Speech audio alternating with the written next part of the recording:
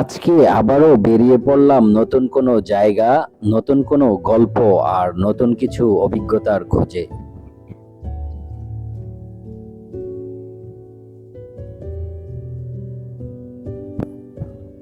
আজকে আমাদের গন্তব্য বিরুলিয়া ব্রিজ ফুড কোর্ট।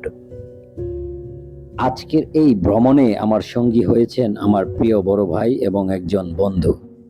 তিনজন মিলে ঠিক করলাম আজকে একটু ঘুরে আসা যাক। তবে একটা সমস্যা ছিল, আমাদের এখান থেকে বিরুলিয়া ব্রিজ পর্যন্ত যাওয়ার রাস্তায় প্রায়ই প্রচুর জ্যাম থাকে। তাই শেষ পর্যন্ত সিদ্ধান্ত নিলাম বাইক নিয়ে রওনা হব।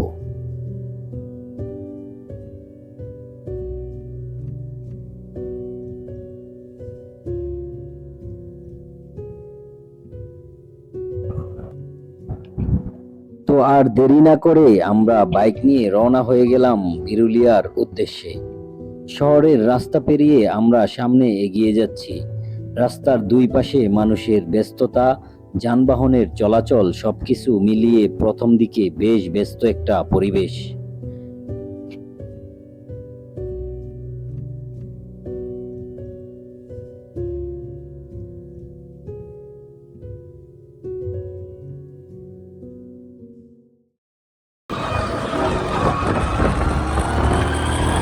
অনেকটা পথ জ্যাম আর ব্যস্ত রাস্তা পার হওয়ার পর ধীরে ধীরে শহরের পরিবেশটা যেন বদলাতে শুরু করলো। কোলাহল থেকে বের হয়ে একটা অন্যরকম শান্ত পরিবেশ আমাদের সামনে আসতে শুরু করলো। অবশেষে আমরা পৌঁছে গেলাম বিরুলিয়া এলাকায়।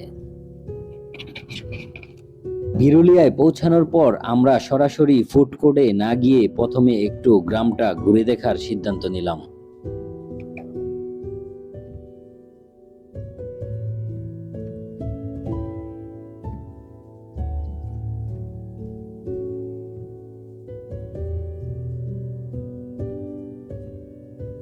আমরা মূলত চেয়েছিলাম আশেপাশের পরিবেশটাও একটু উপভোগ করতে।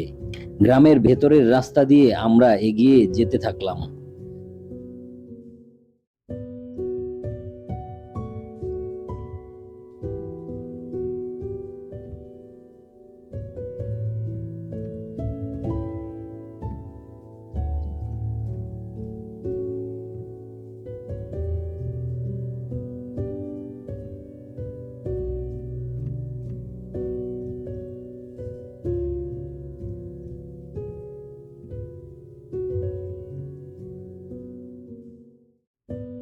চারপাশে পুরনো কিছু বাড়ি, কোথাও পুরনো দিনের ছাপ, কোথাও আবার একেবারে গ্রামের স্বাভাবিক পরিবেশ।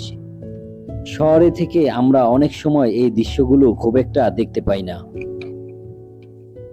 তাই গ্রামের ভেতর দিয়ে বাইকে যেতে যেতে বেশ ভালোই লাগছিল। অবশেষে ঘুরতে ঘুরতে আমরা চলে গেলাম নদীর পাড়ে। নদীর কাছে পৌঁছাতেই প্রথমে যে বিষয়টা আমাদের নজরে পড়ল সেটা হলো প্রচন্ড বাতাস। বিকেলের সেই বাতাসটা সত্যি মন ভালো করে দেওয়ার মতো ছিল।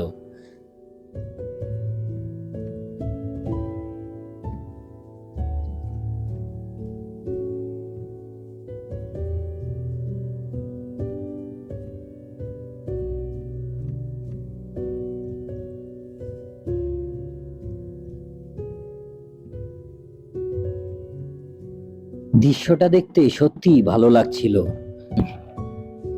সবকিছু মিলিয়ে চারপাশটা একটু ঘোরাঘুরি করে দেখলাম। তারপর সিদ্ধান্ত নিলাম এবার আমাদের মূল গন্তব্যের দিকে যাওয়া যাক।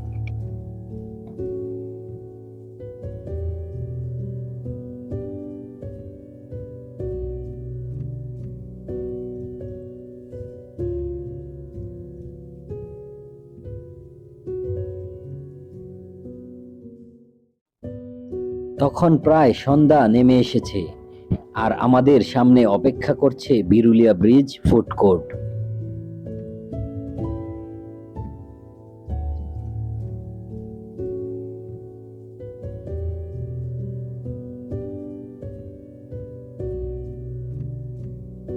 কিছুক্ষণ চলার পর তখন আমরা ফুড কোর্টের কাছে পৌঁছালাম।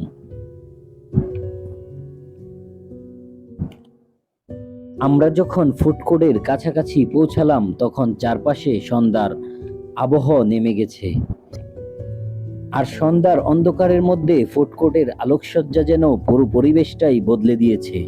চারপাশে আলো, দোকানগুলোতে আলো জ্বলছে।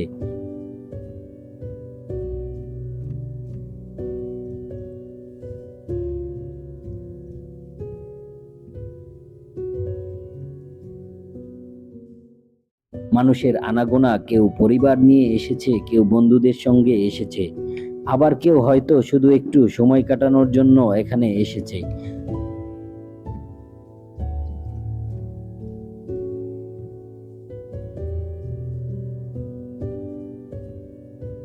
সব মিলিয়ে একটা বেশ প্রাণবন্ত পরিবেশ।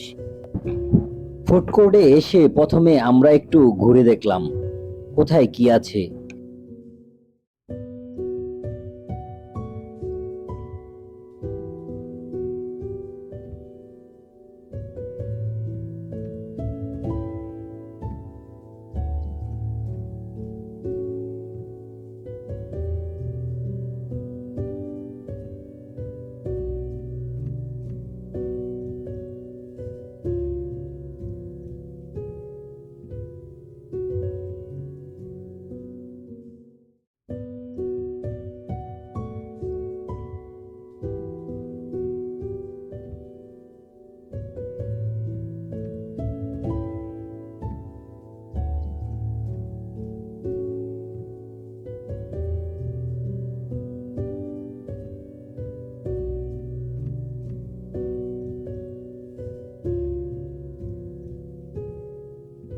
এসব দেখতে দেখতে আমাদেরও খাওয়ার ইচ্ছা আরো বেড়ে গেল। শেষ পর্যন্ত দেখতে দেখতে আমরা বসে পড়লাম। আমরা খেলাম রাজা হাঁসের মাংস এবং রুটি। ভ্রমণের একটা সুন্দর বিষয় হচ্ছে একসঙ্গে কোথাও যাওয়া, তারপর বসে খাওয়া আর গল্প করা। এই ছোট্ট ছোট্ট মুহূর্তগুলোই পরে মনে রাখার মতো স্মৃতি হয়ে থাকে। এখানে শুধু খাবারের ব্যবস্থা নয়, বাচ্চাদের জন্য যেমন বিভিন্ন রাইড রয়েছে, তেমনি বড়রাও নিজেদের মতো করে সময় কাটাতে পারবেন। এখানে মেলার মতো পরিবেশও রয়েছে। কোথাও রাইড চলছে, কোথাও মানুষ ঘুরছে, আবার কোথাও পরিবার নিয়ে সবাই আনন্দ করছে। এখানে ফুচকা রয়েছে, চটপটি রয়েছে, কাঁকড়া ভাজি রয়েছে, মাছ ভাজি রয়েছে। এছাড়াও বিভিন্ন ধরনের খাবারের দোকান এবং বেশ কিছু রেস্টুরেন্ট রয়েছে। যারা হালকা কিছু খেতে চান তাদের জন্য যেমন ব্যবস্থা রয়েছে, আবার যারা পেট ভরে খেতে চান তাদের জন্য বিভিন্ন খাবারের ব্যবস্থা রয়েছে।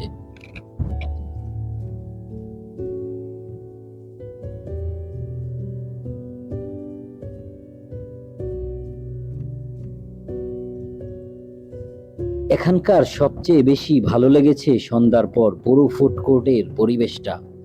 চারপাশে এত আলো যে পুরো জায়গাটা আলোকসজ্জায় ভরে গেছে।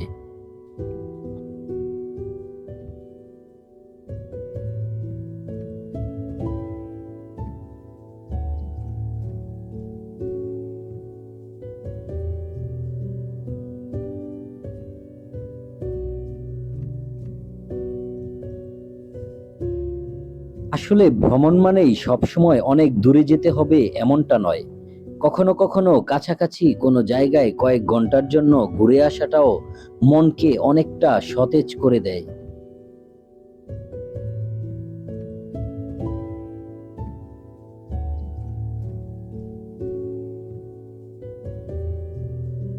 আজকের এই ভ্রমণেও আমরা খুব বেশি দূরে যাইনি।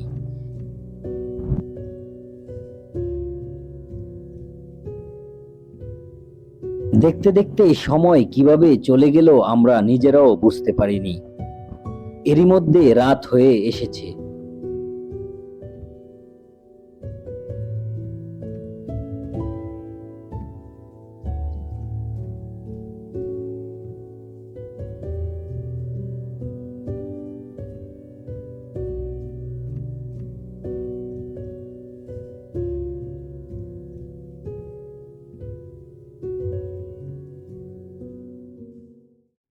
সবশেষে এবার ধীরে ধীরে বাড়ির পথে রওনা হওয়ার সময় এসে গেছে।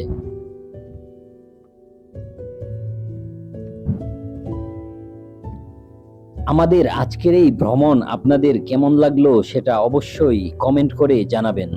ভিডিওটি ভালো লাগলে একটি লাইক দিয়ে পাশে থাকবেন এবং ফাউজান সাইফুল্লাহ ব্লগ চ্যানেলটি সাবস্ক্রাইব করে অবশ্যই বেল আইকনটি অন করে দিবেন। আজকের মতো এখানেই শেষ করছি। আবারও দেখা হবে নতুন কোনো জায়গায় নতুন কোনো গল্প নিয়ে। সবাই সেই পর্যন্ত ভালো থাকুন, সুস্থ থাকুন। আল্লাহ হাফেজ।